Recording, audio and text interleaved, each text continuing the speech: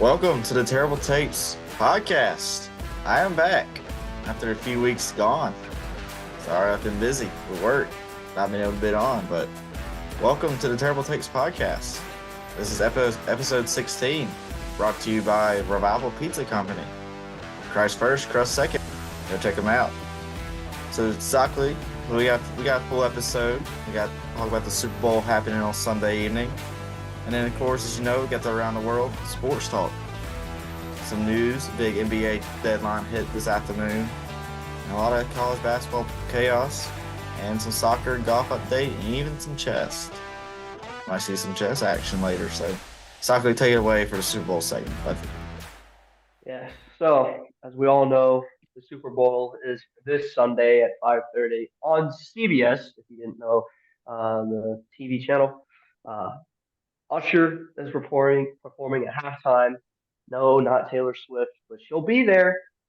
But Super Bowl, a lot of questions, a lot of keys, a lot of answers, a lot of questions. We've got the answers. Some terrible answers, probably. But we'll start off with number one. Heavy hitter, heavy hitter. Chiefs keys to victory, whether that's players, game plans, whatever. How are the Chiefs going to get it done on Sunday? Whoever wants to go first. I'll go first. It honestly just comes down to Mahomes making plays with whatever he has, which is what he's done the last half of the season. As we know, their wide receiver course hasn't been as strong as it has been before. They struggled at the very beginning of the season, but they've gotten it together. So all comes down to Mahomes making more plays and Jarius Sneed, Louisiana native down the road from Holden, making plays on He's defense been as doing well. well. Pro Bowl snub right there for Yep, Jerry I'll take Sneed. legend, baby. Bro was locking down. Yeah, so I think one of the biggest things for the Chiefs, obviously Patrick Mahomes, he's got to be Patrick Mahomes. He's got to be the guy that everybody knows he is. But I think in order to do what they need to do to get it done in the play calling, by Andy Reid and just their whole staff has got to do a superb job because not only do they need to worry about getting the ball down the field against a really good defense with honestly like the Chiefs have what they need to get it done, but it's not like a crazy great offense. They've got Travis Kelsey, they've got Rasheed Rice, and they've got Pacheco. And they've got Patrick Mahomes, obviously. But outside of that, they don't really have like another dominant figure on the offensive side of the ball. I mean, Valdez Scantling made that great catch, or you could say Patrick Mahomes made a better throw than exactly the catch. I mean, he's expected to make those catches, but they outside of Rasheed Rice and Travis, they don't really have another playmaker, and that might be enough. But San Francisco's not gonna allow. I don't think they're gonna allow Travis Kelsey to do what he did in the last game. I think they're gonna make it more of a goal to slow him down, and so ultimately he may have success in one half, but I don't think he's gonna have success throughout the whole game. Um, and so finding a way to implement other players or just have a good game plan going forward into this game will be big for them. And also, obviously, on the defensive side of the ball, they have a good defense, but isn't enough to stop all the star players that are on the 49ers offense. It's going to be a tough ask, but it's going to come down a lot to the game plan going into this game as far as how to stop them and how to be able to move the ball efficiently and effectively and be able to score points. I think that's the biggest thing. Yeah, and I basically agree with all of both of you guys. If there is a player that has to play to their expectations, got to be Mahomes, right? I mean, he's the quarterback, he's the general of that offense. He's the one who's going to get them to score points. And through this playoff, he's throwing 69%, almost 69%, which is nice. Completion percentage, 239 a game, like 1.1 touchdown per game, but he has no turnovers. He's only been sacked twice. And so I think if that offensive line can just, protect him at all costs, give him time to throw the ball and make plays, the receivers, Kelsey, they're going to get open. You got Pacheco as the running back who's been doing super well this postseason running the ball. So, gives a breather to Mahomes so you don't have to do it all. Uh, and yeah, but I think also with the game plan, right? Can your defense keep the 49ers below 21 points, below 24 points? You're giving up 15.8 points per game since your loss to the Packers 19-27. When you lost to the Packers 19-27, and 27 I think is like one of the most they've given up like all year, and you're giving up 13.6 points per game in the playoffs. So can that defense maintain, be consistent heading into Sunday? I mean, we're gonna find out. I don't know. I don't want to reveal anything yet, but that's gonna be another takeaway. Can you stop this 49ers offense, and then can your defense as well make Purdy turn the ball over? In 3 of the 5 games the 49ers have lost, Purdy's thrown 2 or more interceptions. Can you limit the big plays? Can you force the ball over? And then when you get the ball, can you drain the clock like you did against the Ravens, like the Dolphins? These high powered offenses, you're using up, like John loves to use, time of possession, right? As a key metric. And, right the majority of the time, I mean, they hold on to the ball, they suck you dry, they make sure you have limited possessions, and can you make the most of them in this game? I think those are the keys to victory for the Chiefs on Sunday. Uh, and then heading over to the other side, the 49ers, their keys to victory. Holden, what's going to get 49ers to lift the Lombardi on Sunday? So I think for the 49ers, it's definitely have to get some pressure on Mahomes. Nick Bosa is going to get past the Chiefs line and create some type of pressure for Mahomes and hopefully get some sacks on him, get him kind of flustered. Something that probably he hasn't really been seen in his career, getting sacked a lot and getting like a lot of pressure on him. Usually he's able to scramble out and try to 49ers need to stop him from scrambling out and making plays on his feet as well. And also, it's just Brock Purdy. As people hate on him, but he's doing great at game managing and getting the ball to his key playmakers, Christian McCaffrey, Deebo Sanders, and his wide receivers. Give them the ball, let them make the plays, and George Kittle as well. Yeah, I would say, CMC is going to get his carries, he's going to get his receptions, but I think a player who he's not underrated by any means, but when he's on and he's getting looks, a lot of their offense goes really well, and that's George Kittle. Like, he secretly is one of their better weapons if he is available to be thrown to. Sometimes he goes unnoticed and doesn't see the ball much, but I think it's going to be a key thing for him to find a lot of catches and receptions this week, um, because it's going to set the tone for everybody else. And like Deebo Samuel, he's such like he can kind of do it all. He's kind of that type of player, and it's key for him to be involved in the run and the pass as well. And so I think those two guys, I mean, I think John Michael might have said it when he was on. Debo Samuel's record with the 49ers is like crazy when he's actually playing versus when he's injured and not. And it's true. Like, he really can do a lot for that team. He brings a lot of energy. He brings kind of that swagger, and he's able to not only play receiver, but he can also get involved in the run game as well. And they've already got a great running back in Christian McCaffrey. But if they can maybe use him as like, I don't know, just a screen kind of guy or something like that, give him the ball because he can make plays. It's kind of crazy what he can make out of nothing. But I think those two guys are going to be a key success. On the offensive side of the ball, obviously Christian McCaffrey, Brandon Ayuk are great players, and Brock Purdy, he's going to just have to be consistent, not make mistakes. But those two guys are probably two guys I'll point out to have big games. And obviously, I mean, there's not much you can say. Watch Travis Kelce, double team him if you have to, because it's a Super Bowl. It's a big game. He just had a breakout game, a really good game in the last game that he played, and look to see that again. I mean, it doesn't necessarily mean that he can't have 8 receptions. It just means that you can't let him in the end zone. You can't let him be wide open, put pressure on him, make him make great catches in traffic, and put Mahomes under pressure, like you said, Holden. I mean, if 49ers can maybe get 2 interceptions on him, I think that'll be good. I just in this type of game, it's who can control the ball, time of possession, and if you're able to take two possessions away from that offense, I think that's enough to get it done. So if that defense can create some type of turnovers, mostly picks, because if fumbles, I mean fumbles are fumbles, but if you can make Patrick Mahomes feel so uncomfortable that he's turning the ball over in the Super Bowl, you're gonna have a good chance of winning.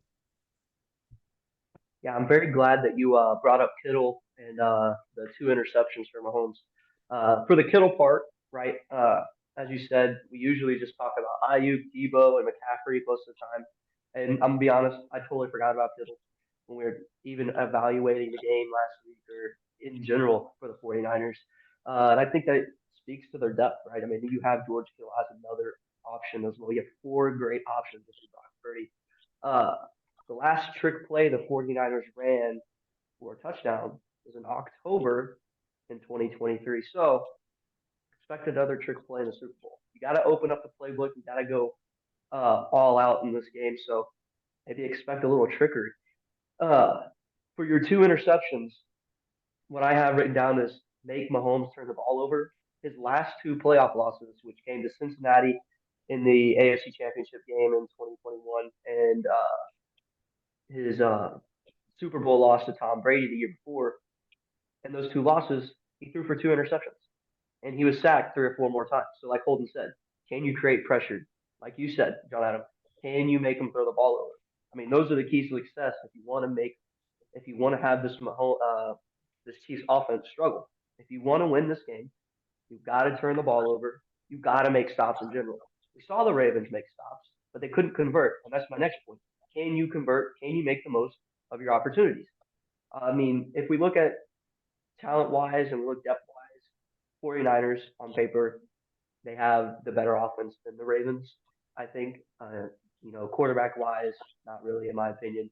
But you have all these weapons on offense. Can you do what the Ravens couldn't do and make your opportunities count?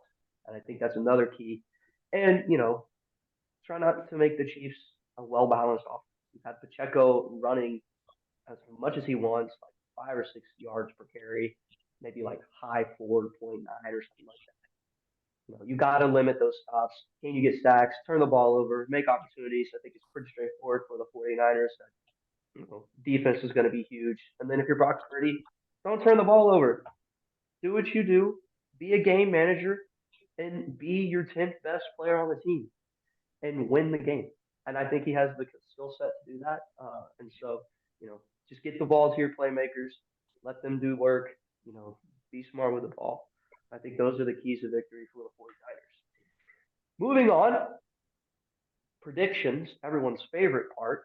Before we go into the predictions, I just want to say shout out to John Adam back in like October and November saying that the 49ers were going to make the Super Bowl. And I thought he was weird because I had the Eagles versus the Chiefs.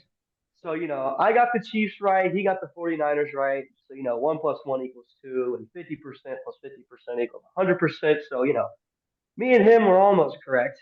That's why we're on here because we are terrible. So, we're big brains over here. But moving on to predictions, who's going to win this game? Maybe a little bit more why if you feel like it. Score predictions and who's going to win the MVP. So I think I'm rooting for the 49ers, but I honestly think the Chiefs are going to win. It's just what's been going on this year. It's just going to happen. I just know it. So, like, I don't want to expect the 49ers to win and be disappointed. I'm rooting for the 49ers. I hope they pull it off. But just the hype around the Chiefs with Taylor Swift and her special number 13, Super Bowl 58 13, 13th Chiefs game she's been to this year. She's released her 13th album. She's won her 13th Grammy. It's just Grammy. It's just there. Brock Purdy needs to save America. So I hope Brock Purdy can be not what Jackson Hole or no, not Jackson. Lamar Jackson. Lamar. I hope he does the opposite of Lamar and wins. So I'm rooting for the 49ers. I think the Chiefs are gonna win. It's gonna be like a 31-24 ball game, I believe. And Travis Kelce is gonna win MVP. and retire and ride off He's to the gonna propose to sunset. Taylor Swift on the field, and Gonna ride off to the it's gonna go sunset with Taylor crazy. Swift and never seen again. Oh, But well, just remember, I am rooting for the 49ers. okay. That's good. I'm glad you are. Thank you. Because you're probably the only one in this whole thing. Yeah. Not if otherwise. Um, I'm glad that Brock Purdy isn't Jackson Mahomes because we'd be in a real problem in this game. But no, I obviously I've said the 49ers were gonna make the Super Bowl. I think I said they were gonna win. I still stand by that. I said it however long ago. It's forever ago, it feels like, but I'm gonna stick with it. I'm gonna say they win 35-27. I think it'll be a really high scoring game. Uh as much as I'd love to see a blowout against the Chiefs, I think it's Patrick Mahomes, and no, they don't necessarily have the same talent as the 49ers, but I do think he will keep that game close. I think Andy Reid will call a really good game uh, to keep this game closer than what some might say. I know that, like, as far as the line is, I know the 49ers are favored, but there's a lot of people placing bets on the Chiefs to win, rightfully so, because it is the Chiefs in the Super Bowl.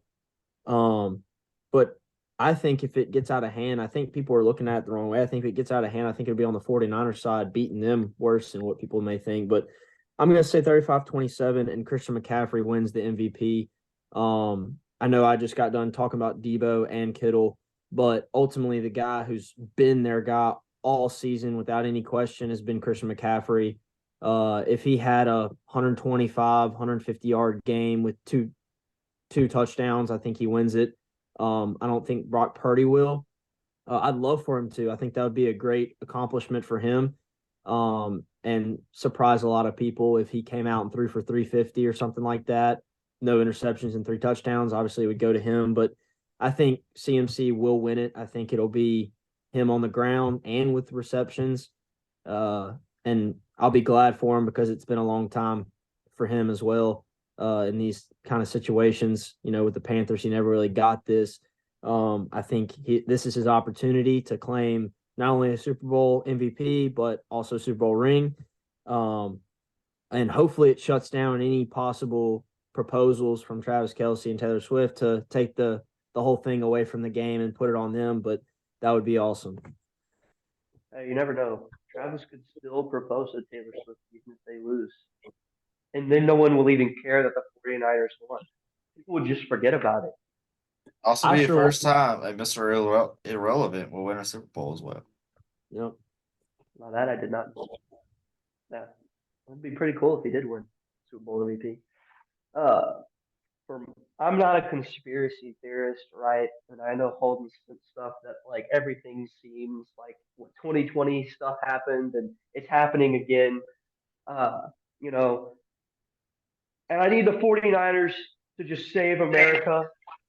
I don't want COVID to come back. I don't need another disease or anything, right? I don't want this Travis Kelsey nonsense. I need it to end immediately. I need Brock Purdy to save America. Me and John are putting out good vibes into the universe. I think the 49ers win 31-27. And I think that Mahomes will probably have the ball last, try to drive down the field. He's going to throw his second interception to Dimmador Lenore. So maybe that prediction, if you're a betting person, Dimmador Lenore interception, Mahomes hammer the over on the interceptions. Uh, McCaffrey MVP, hammer that. That's who I got. McCaffrey's going to win MVP. I think he's got a receptions for like a running back. I don't remember if it's like receptions or receiving yards by a running back that he's close to breaking. I don't think he'll break the receiving yards. I think he may be like 100 yards off or something. But I think this is a game McCaffrey deserves it. He's gone through so much with the Panthers, and he needs the ring. I think he deserves it. Like John said, I don't think Brock Purdy will get it, although it'd be pretty cool if he did. But I got the 49ers win 31-27. Brock Purdy, McCaffrey, Ayuk, Debo Samuel, Kittle, masterclass is incoming. Nick Bosa is going to have 27 sacks. Dimmador Lenore has the best name in football currently, I think. So, 2 interceptions by that man. Uh, but yeah, that's what we got. Those are our predictions. Holden Yeah. has something to say. Also, I don't see this a team winning by 2 possessions or more. But the only way I would think it would happen is if a team's try to drive down and tie the game to the very end, and they just happen to throw like an interception with like a 2 minutes left, and it's just like right near the Or end a pick zone, six, or a pick a six, something like that, and the big team just man goes scoop and heads and score. scores a touchdown and put it away. That's the only way I think it could be a Yeah, I two agree. possession ball game. Just have I think that we're out. in for a, I think we're in for a close game like last year, all the Yeah, way down to the wire. Maybe some madness. Who knows? Maybe the yeah. Chiefs blow a 21-0 lead. I mean, the Maybe 49ers, right? They've been coming back lately from double digits, so you never know. Maybe Taylor Swift becomes the Oh, first oh, woman there to we play go. in an NFL Super Bowl.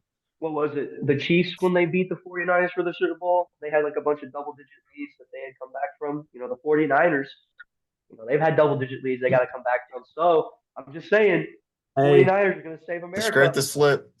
hey, the only thing Just that saying. that could make the whole conspiracy just absolutely terrible is if one of the teams is down 13 and like the Chiefs come back and win after being down 13.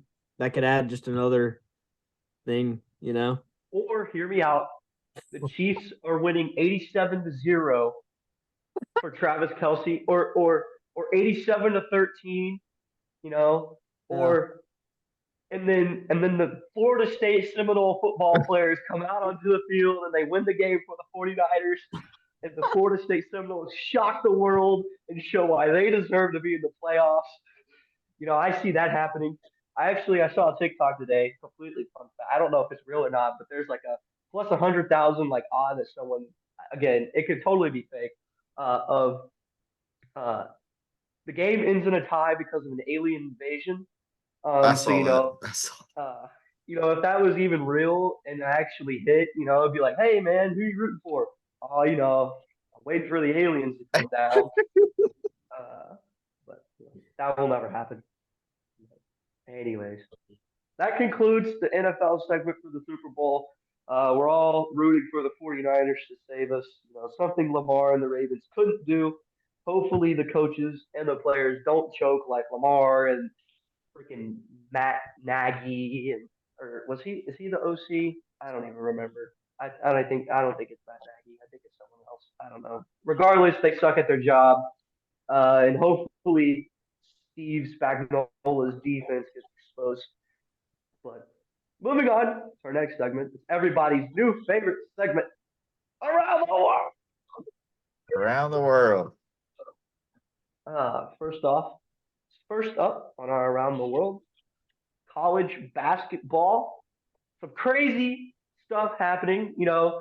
Last week we mentioned all the great games happening. Purdue beat Wisconsin, KU beat Houston, North Carolina beating Duke, and Tennessee beating Kentucky. I think it was Tennessee beating Kentucky. Yep. Yeah, great matchups. Tuesday and Monday come around, and KU loses. North Carolina loses.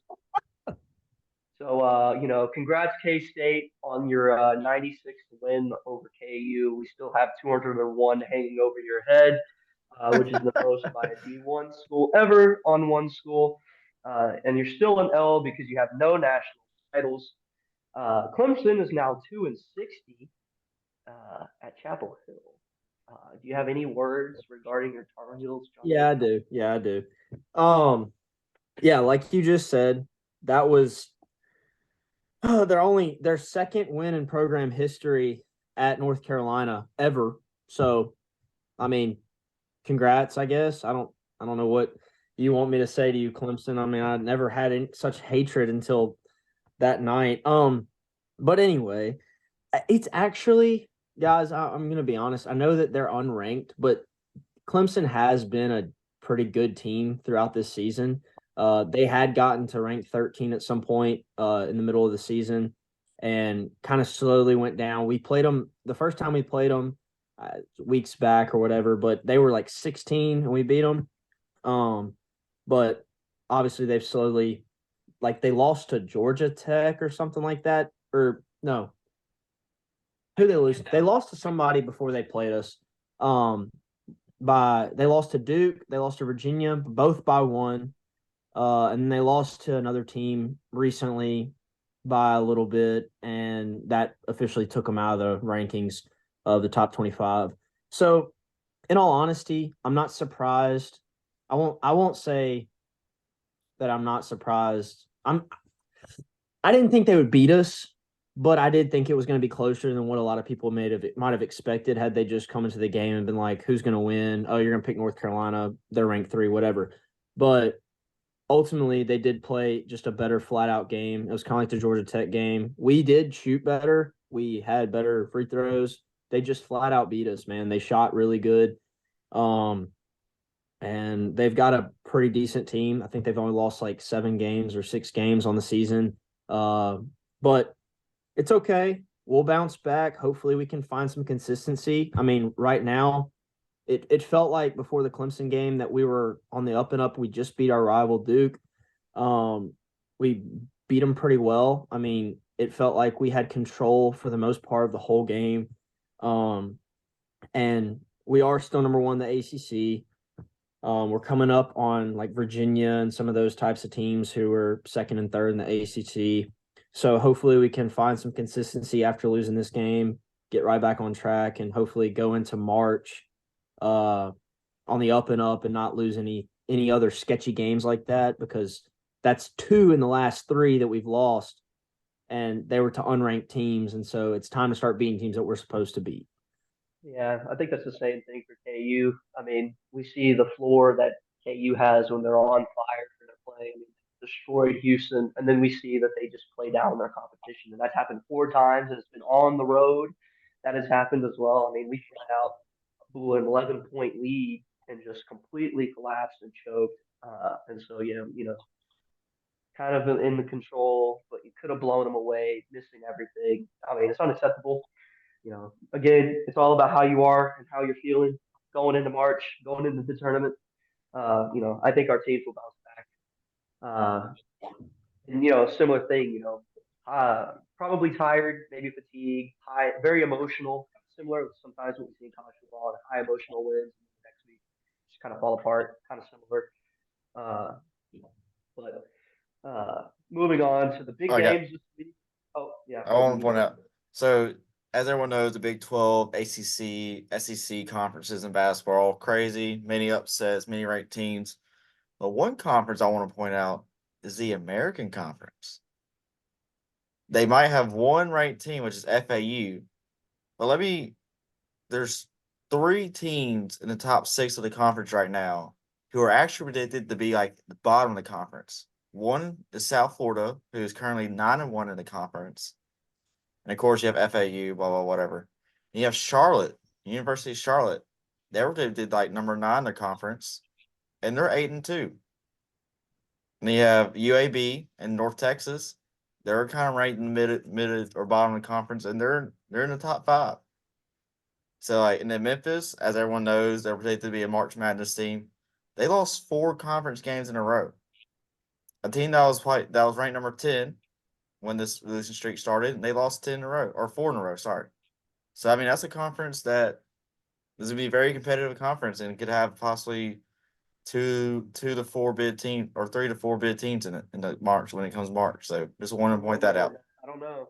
Who knows? Who knows if they have 2 or 3? I mean, I know American can sometimes be known for their basketball, but depending on how these other conferences are going, Yeah, they only have one. but So your best definitely gonna have tournament. FAU in there. So, Uh, I guess FAU just wouldn't, but you never just know. want to Maybe point that 2 out. max. I think 2 max. Gonna have to win. Gonna have to win the tournament. Uh, but big matchups this week. The big one, we got Baylor at KU. College game days coming into Lawrence. That's 5 o'clock on ESPN. Gonzaga and Kentucky. SEC. Those are the notable games. I know that there's Alabama LSU for basketball. A rivalry game. I don't remember who Tennessee's playing, but no really big. Always watch out though for those top 10 teams if they're traveling. UConn's on the road to Georgetown is not good at all, but it's a road game and teams are struggling this year, so expect the unexpected. Uh, just want to shout out a little bit of women's college basketball love real quick. Caitlin Clark is an absolute dog. She's 65 points away from Kelsey Plum for being the most all-time in women's college basketball history for most points. And UConn versus South Carolina is next week. If you care about that big game, South Carolina is still undefeated, and UConn's trying to play, spoiler to that party. But moving on to the next basketball and going around the world, NBA. Holden, take it away. So today was the big NBA trade deadline. It got off at 2 p.m. this afternoon. And there's some interesting, not a lot of big names being traded around, but a lot of role players being traded around, bench players, you could say. So I'm just going to run through these real quickly. The Raptors received Spencer Dinwiddie with a trade with the Nets, and the Nets received Dennis Schroeder and Thaddeus Young. We got a little pick trade action right here. Mavs received the 2024 first round pick from the Thunder. The Thunder received the Mavs 2028 first round pick. And then the Rockets received Steven Adams, and the Grizzlies received Victor Oladipo and 3 second round picks. And a shocking one, kind of right here, I guess you could say. The Bucks received Patrick Beverly, and the Suns received Cameron Payne and a 2027 second round pick. The Mavericks received PJ Washington with a trade from the Hornets, and the Hornets received Grant Williams, Seth Curry, and a first round pick. The Thunder received Gordon Hayward, and the Hornets received Trey Mann and Davis Bartons. The Suns received Buddy Hield, and the Pacers received Marcus Morris, Horkin, Korkmaz, and 3 second round picks. So as you can hear or see, the Hornets were very busy in the trade deadline today and the past day or two. And some kind of shockers. Like I said, Patrick Beverly was kind of a shock getting traded out to the Milwaukee Bucks. Hopefully turn their season around. They've lost 4 of the last 5 games after hiring Doc Rivers. Yep. And And another shocker, former number 7 pick, Killian Hayes, a couple days ago expressed how he wanted to change his scenery, and the Pistons did exactly that and cut him. So his change of scenery is on his couch at his house. also, I don't know where it was, but a 2030 pick was traded today. So 2030 pick was traded to some team today. So I don't know who they're scouting for the draft class of 2030, but beats me. Hey, and that 2030 pick could be used for a trade sometime down the line. Yep. Be like, hey, you want a 2030 pick? I'll take a 2040 pick. Yeah, And all 2072. the picks that the Thunder got from trading players, they're going to start using that to get players as well. We're on the come up. Sam Presti, I trust. Moving on to another sport, we got soccer. Everybody's most enjoyable sport. If you're Travis, you love this sport. Chelsea is depressing and they suck, so we won't talk too much about them because they're terrible. Arsenal with a huge win against Liverpool on Sunday, huge for Premier League table wise. Liverpool's still in first, but Man City's knocking on the door. Of course, John Adams' team is always in the running. Uh, AFCON is going on, of course. The final is on Sunday. We got Ivory Coast versus Nigeria. Go Nigeria.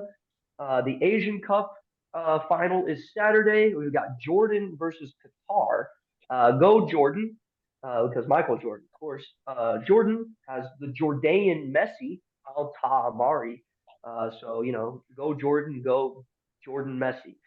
Uh, a big game in the German league. Bayern Leverkusen versus Bayern Munich is on, I think, Saturday at 11:30. That's number 1 versus number 2. Of course, Bayern Leverkusen is having a remarkable season, trying to dethrone Bayern Munich, who's won the league like 13 years in a row. This would be huge if they can just get a tie or a win. And everyone's favorite competition, the Champions League, returns finally after a 2.5 month hiatus. Champions League returns Tuesday and Wednesday. The matchups we have this week are Copenhagen versus Manchester City, RB Leipzig versus Real Madrid, And then Wednesday, Lazio versus Bayern Munich, and then PSG versus Real Sociedad.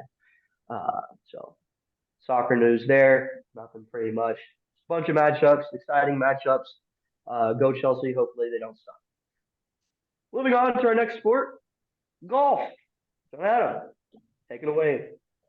All right. Well, obviously last week I talked about the Pebble Beach Pro-Am from last week, and we had a record-setting 60 in the third round by Wyndham Clark.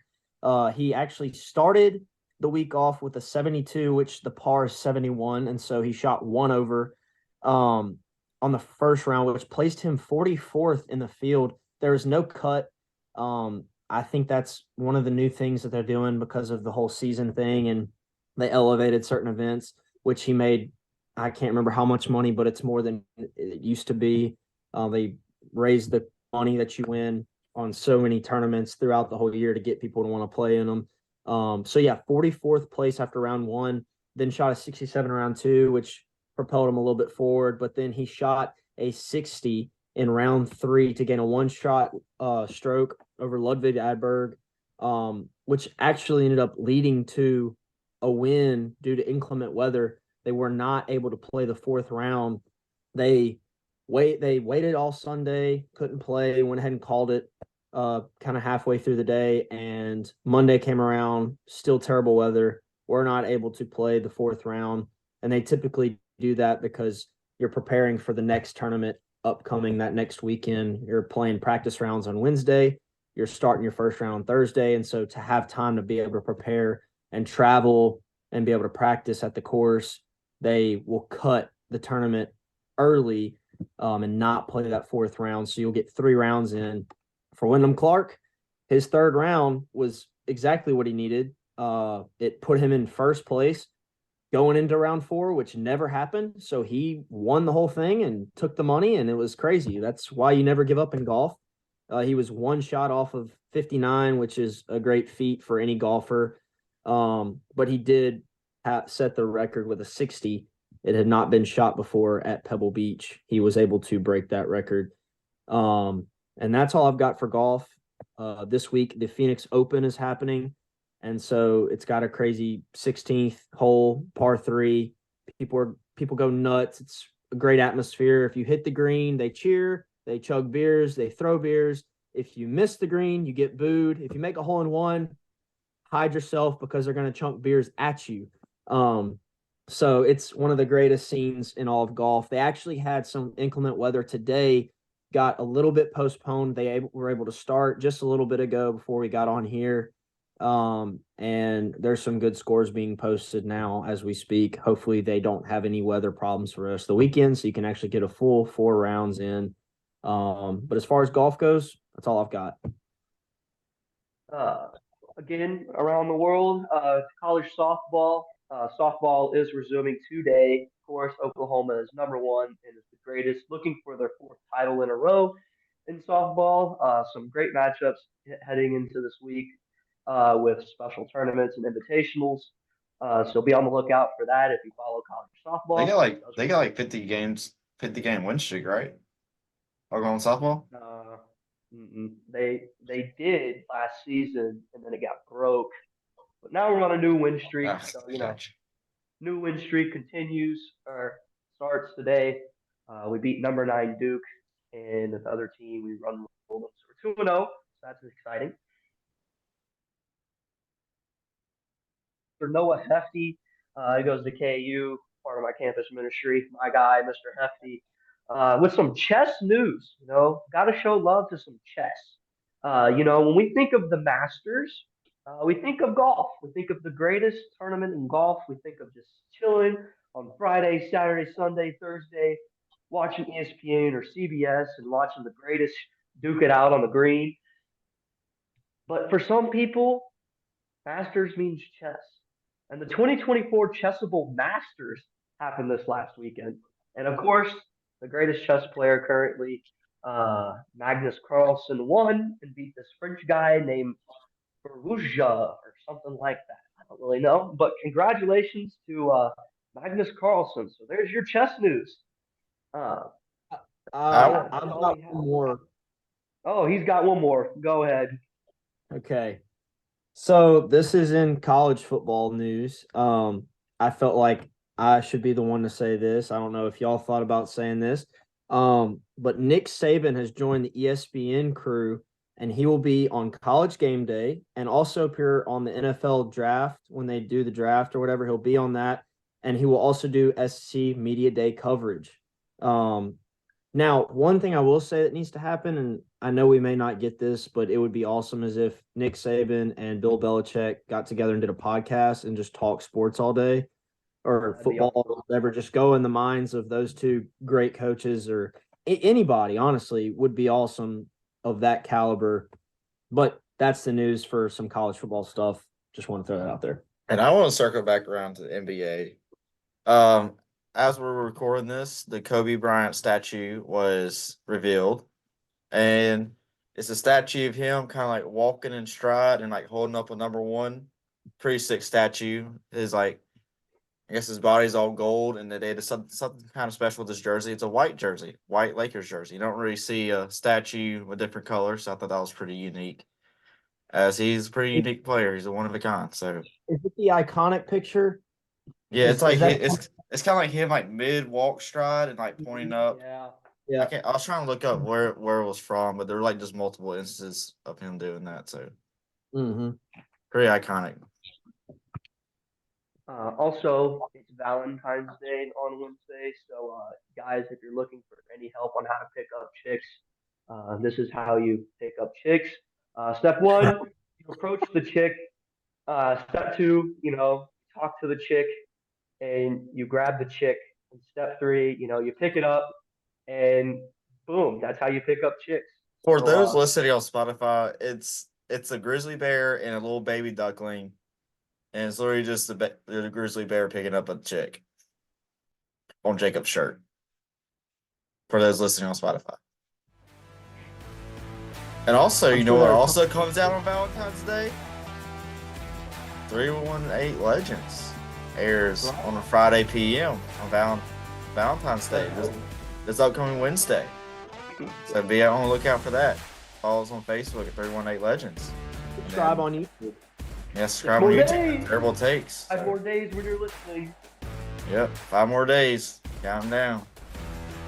Got some great people coming. Excited. It's gonna be great. A lot of sports stories that you've never heard before. So that is the end of Terrible Takes podcast. Thank you for listening in to this episode 16. Glad to be back on it this week. And I'm Holden Oven. I was joined by I'm Lingefeld. Jacob Stockley. We are Terrible Takes. See you later. Peace.